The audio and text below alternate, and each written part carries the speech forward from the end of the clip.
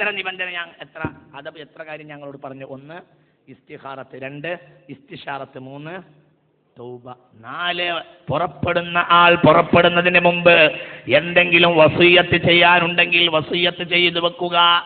ദീർഘമായൊരു യാത്ര പോവാണ്, വസിയ്യത്ത് ചെയ്യുക. എന്തെങ്കിലും വസിയ്യത്ത് ജീവിതത്തിലുണ്ടെങ്കിൽ അതൊക്കെ ഒന്ന് അങ്ങോട്ടും ഇങ്ങോട്ടൊക്കെ ഒന്ന് പറഞ്ഞു വെക്കുക. അതെല്ലാവരും നിർബന്ധമാണ്. മുസ്ലിമിൻ ലഹു ശൈഉൻ യുസീ ബിഹി യബീതു ലൈലതൈനി ഇല്ലാ വസിയ്യതുഹു മക്തൂബുൻ ഇൻദ റസ്ഇഹി. ഹബീബായ റസൂലുള്ളാഹി വസിയ്യത്തുകൾ എഴുതി വെക്കണം, പറഞ്ഞു വെക്കണം. ഒരാൾക്ക് എന്തെങ്കിലും ഒരു വസിയ്യത്ത് പറയാനുണ്ടെങ്കിൽ 2 ദിവസം പോലും മനസ്സിൽ വെച്ച് നടക്കരുത്. അത് അവന്റെ വസിയ്യതുഹു മക്തൂബത്തുൻ ഇൻദ റസ്ഇഹി, അവന്റെ തലയുടെ അടുത്ത് അവന്റെ വസിയ്യത്ത് എഴുതി വെക്കണമെന്ന് ഹബീബായ നബി പറഞ്ഞിട്ടുണ്ട് സ്വല്ലല്ലാഹു അലൈഹി വസല്ലം. സബറിന്റെ പ്രധാന നിബന്ധനകളിൽ ബഹുമാനപ്പെട്ട ഇമാം നവവി റളിയല്ലാഹു അൻഹു ഈ ലാഹിൽ ഈ സംഗതി രേഖപ്പെടുത്തിയിട്ടുണ്ട്. ശ്രദ്ധിക്കുക. എത്രണ്ണം പറഞ്ഞു? 4. അഞ്ചാമത്തത് ഇടക്കിടെ സന്ദർശിക്കുകയും അവരോട് കരഞ്ഞിട്ട് പറയുകയും വേണം. കാരണം വസ്വൈനൽ ഇൻസാന ബിവാലിദൈഹി ഹമലതുഹു ഉമ്മുഹു വഹ്നൻ അലാ വഹ്നിൻ വസ്വാലുഹു ഫീ ആമൈൻ അനിഷ്കുർ ലീ വലിവാലിദൈക ഇലയ്യൽ മസീർ. വസ്വൈനൽ ഇൻസാന ബിവാലിദൈഹി, മാതാപിതാക്കളോട് നന്മ ചെയ്യണമെന്ന് മനുഷ്യരെ നിങ്ങളോട് ഉപദേശിക്കുന്നു. ഹമലതുഹു ഉമ്മുഹു വഹ്നൻ അലാ വഹ്നിൻ, എത്ര ക്ലേശത്തിന്റെ മേൽ ക്ലേശമായിട്ടാണ് അവന്റെ ഉമ്മ അവനെ ചുമന്നു നടന്നത്. വഫിസാലുഹു ഫീ ആമൈൻ, 2 കൊല്ലം അവന് മുല കൊടുക്കുകയും ചെയ്തുവല്ലോ. അനിഷ്കുർ ലീ വലിവാലിദൈക, നീ എനിക്ക് നന്ദി ചെയ്യണമെങ്കിൽ നിന്റെ മാതാപിതാക്കൾക്കും നീ നന്ദി ചെയ്യണം. കേട്ടോളൂ, ഇടയിൽ ഒരു വാക്ക്, ഒരു ബി പാർട്ട്, ഇടയിൽ ഒരു വാക്ക് എന്ന് പറയുമ്പോൾ അനുബന്ധം.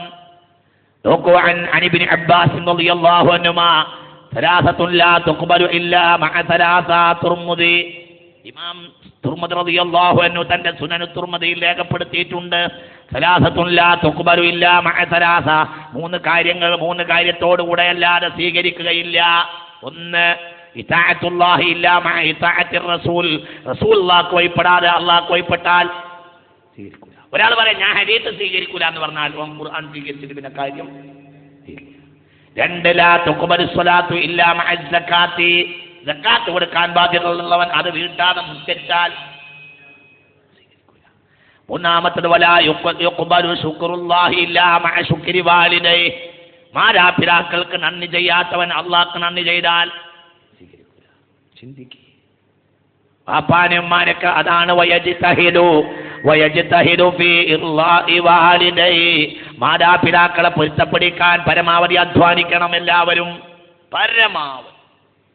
എങ്ങാനും അവര് മരിച്ചു പോയിട്ടുണ്ടെങ്കിൽ അവരെ ഖബറിന്റെ അടുത്ത് പോയി കരയണം.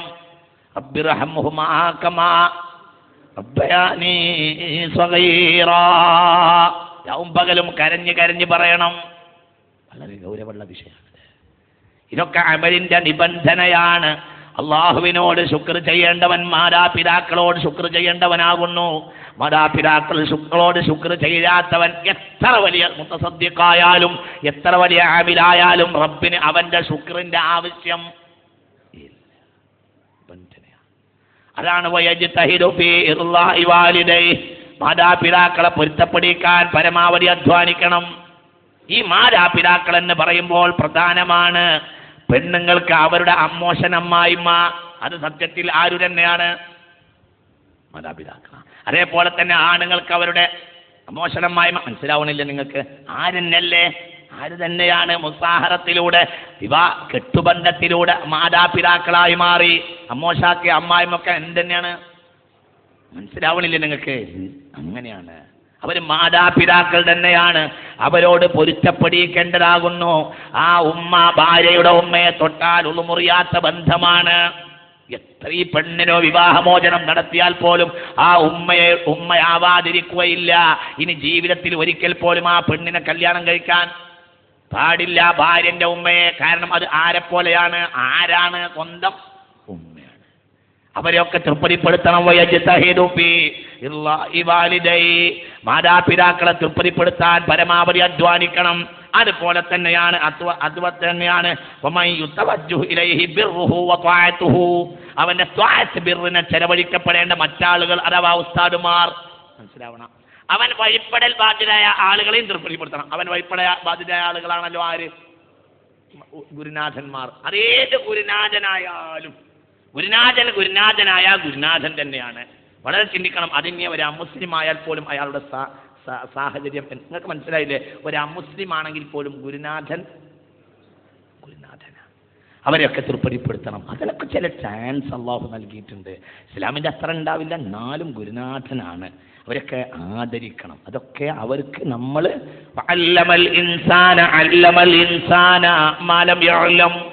അറിയാത്ത കാര്യങ്ങൾ നമ്മളിലേക്ക് എത്തിക്കാൻ അവർ മാധ്യമമാണ്, വസീലയാണ്, വാസിത്തയാണ്. അതുകൊണ്ട് അവർ വഴിയാണ് നമ്മൾ നന്നായി തീർന്നത്. വല്ലാഹു അഖ്റജകും മിൻ ബുതൂനി ഉമ്മഹാതികും ലാ തഅലമൂന ശൈആ. ഒന്നും അറിയാതെയാണ് ഉമ്മാന്റെ ഗർഭപാത്രത്തിൽ നിന്ന് പുറത്തു വന്നത്. അതുകൊണ്ട് അവരെ നമ്മൾ പ്രത്യേകമായി പരിഗണിക്കേണ്ടതാകുന്നു. മനസ്സിലായില്ലേ മുഅ്മിനീങ്ങളെ? അതുപോലെ പ്രധാനമായ കാര്യമാണ് അതേപോലെ തന്നെ പ്രധാനപ്പെട്ട കാര്യമാണ് എന്ത്? ഒരു പെണ്ണിന് ഇൻകാനത്ത് സൗജതൻ ഇസ്തർലത്ത് സൗജഹാ. പെണ്ണുങ്ങൾ ഈ കാര്യം പ്രത്യേകം ശ്രദ്ധിക്കണം. ഇൻകാനത്ത് സൗജ, ഈ വിവാഹ ഹജ്ജിന് പോകാൻ ഉദ്ദേശിക്കുന്ന പെണ്ണ്, ഹജ്ജിന് ഉദ്ദേശിക്കുന്ന ആള് പെണ്ണാണെങ്കിൽ, അവൾ മുതസവ്വിജത്തുമാണെങ്കിൽ, മനസ്സിലായില്ലേ? ഇൻകാനത്ത് സൗജതൻ ആയാൽ അവൾ ഒരാളുടെ ഭാര്യയാണെങ്കിൽ ഇസ്തർലത്ത് സൗജഹാ, ഭർത്താവിനെ തൃപ്തിപ്പെടുത്താനും അധ്വാനിക്കണം. മനസ്സിലാവുന്നുണ്ടോ? വളരെ ശ്രദ്ധിക്കണം. പെണ്ണുങ്ങൾ ചിന്തിക്കണം. ഇത് നിങ്ങൾ പുരുഷാധിപത്യം എന്ന് പറഞ്ഞാലും എന്ത് പറഞ്ഞാലും അതൊന്നും നമ്മുടെ വിഷയമല്ല. ഇവിടെ ജാനുവോ അല്ലെങ്കിൽ അതേപോലെയുള്ള നാലാളുകളോ അല്ല ഇവിടെ ദീനിന്റെ കാര്യം തീരുമാനിക്കേണ്ടത്. എന്തൊക്കെ ഫെമിനിസം ഉണ്ടായാലും അർരിജാലു ഖവ്വാമൂന അലൻ നിസാ. അല്ലാഹു തആല ആണുങ്ങൾക്ക് പ്രത്യേക അധികാരം നൽകിയിരിക്കുന്നു. അവരെ തൃപ്തിപ്പെടുത്തണം, ഭർത്താവിനെ തൃപ്തിപ്പെടുത്തണം.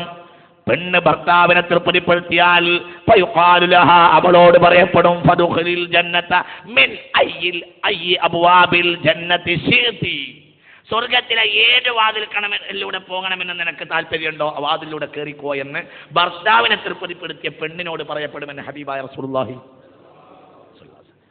ഭർത്താവിന് സുന്നത്താണ് ഹജ്ജിന് പോകുമ്പോൾ ഭാര്യയെ കൊണ്ടുപോകാൻ, അവൻ കൂട്ടത്തിൽ പറയേണ്ടതാണ്. ഭർത്താവിന് സുന്നത്താകുന്നു ഭാര്യയോടുകൂടെ ഹജ്ജിന് പോവുക.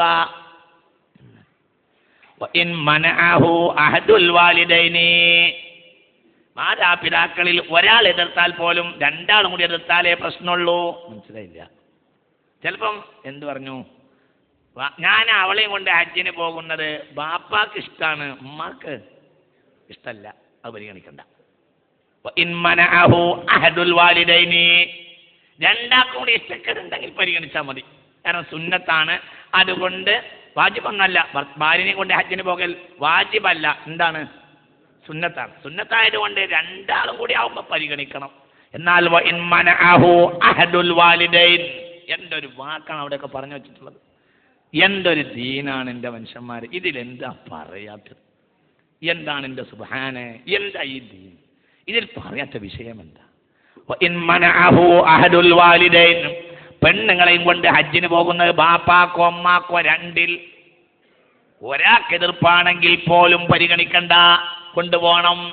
രണ്ടാളും കൂടി എതിർക്കുകയാണെങ്കിൽ പ്രശ്നമാണ്. അതിപ്പോ എതിർപ്പുള്ള പരമാവധി അത്രയും എതിർപ്പൊക്കെ ഉണ്ടാവുമ്പോൾ പരമാവധി അതൊക്കെ എന്ത് ചെയ്യണം?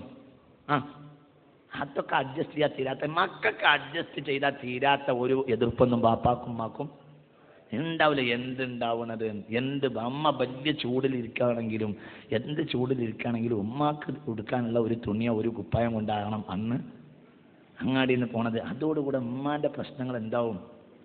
നല്ല സാധുക്കളാണ് അവരൊക്കെ, വളരെ സാധുക്കളല്ലേ.